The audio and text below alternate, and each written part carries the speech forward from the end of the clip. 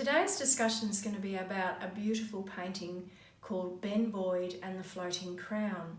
And it's by David Boyd, who's one of Australia's most famous painters. And he comes from an amazing dynasty of Australian painters. You've probably heard of Arthur Boyd, who is his older brother. And many other Boyds, his siblings were potters, painters, architects, that sort of thing. They really were the most incredible family. I'd like to talk about this David Boyd in particular because not only is it really exquisite quality, and I'll get to that in a minute and explain why, but it also has a really beautiful story based on a historical fact. I'll talk about the technique first and then I'll tell you the story. When you're looking for a good quality David Boyd, and because obviously, he was a reasonably prolific painter, so it's important to look around for a nice quality one if you're going to spend, a significant amount of money on a David Boyd. But one of the clues for quality is to have a look at the way the artwork is shaded with all the tonal variations and the blending of the paint to create lovely, soft tonality throughout the picture. And you can see all this lovely sort of little stippling and dappling here in the tree where it's overlaid across the background, and then the way that the colour kind of graduates from one side over to the other there, and it's all been blended and sort of culminates in this really gorgeous section here where the angel and her golden wings are like beautifully illuminated. It's just a really lovely painting. Now, some of the clue to the story is actually here in the painting. We can see this gorgeous schooner here, and it was called the Wanderer. And David Boyd was inspired to paint this picture after he saw the helm and compass of the Wanderer at the Sydney Yacht Club. And that's all that remained of this exquisite boat. But in 1842, a London banker who was very, very wealthy sailed into Sydney in this beautiful schooner called the Wanderer. And the people in the new colony had never seen something so magnificent or something, someone with so much charm and wealth just roll into town. And so he became the talk of the colony. But he had really grand dreams of wanting to establish his own little Pacific empire. And this is kind of shown here in the picture. This is actually Ben Boyd reaching for his crown. This is his crown in the water, and hence the empire, the connection to the empire.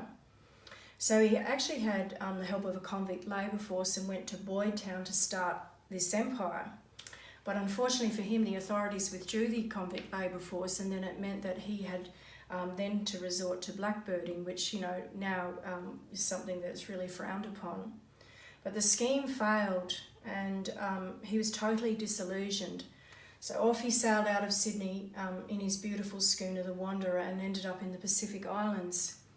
And even though the Pacific was a place that he saw as somewhere that he felt his dream would be realised, it actually in the end was his demise, because he was killed by islanders on an island near Guadalcanal. And then unfortunately the schooner was ransacked, all the sailors disappeared, and the beautiful schooner was then wrecked on the Great Barrier Reef. So all that remained of it was the helm and the compass that David Boyd actually saw in the Sydney Yacht Club. So this is kind of an interesting, allegorical story. And if we see up here, in the apple tree, and apples too is sort of like a bit of a biblical reference to Adam and Eve and the apple tree, but we've got the judge up here with his wig and gown. It's almost like he's presiding over the justice of what happened.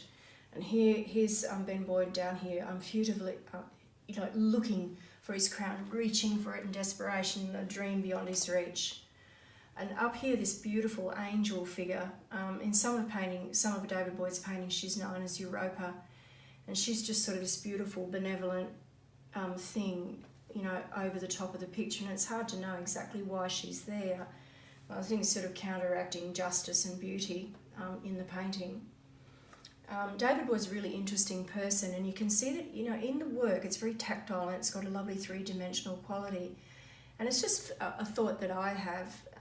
I wonder whether this sort of lovely textual feeling in his pictures has a connection to his early life as a potter, where he was able to sort of have a very three-dimensional interactive process with creating something, an artwork, i.e. a pot.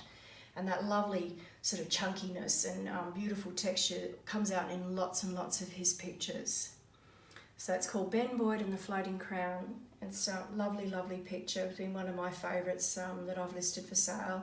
Just love the angel, I love the colour, I love the light, and I love the sort of the irony of the whole story. Hope you enjoyed listening.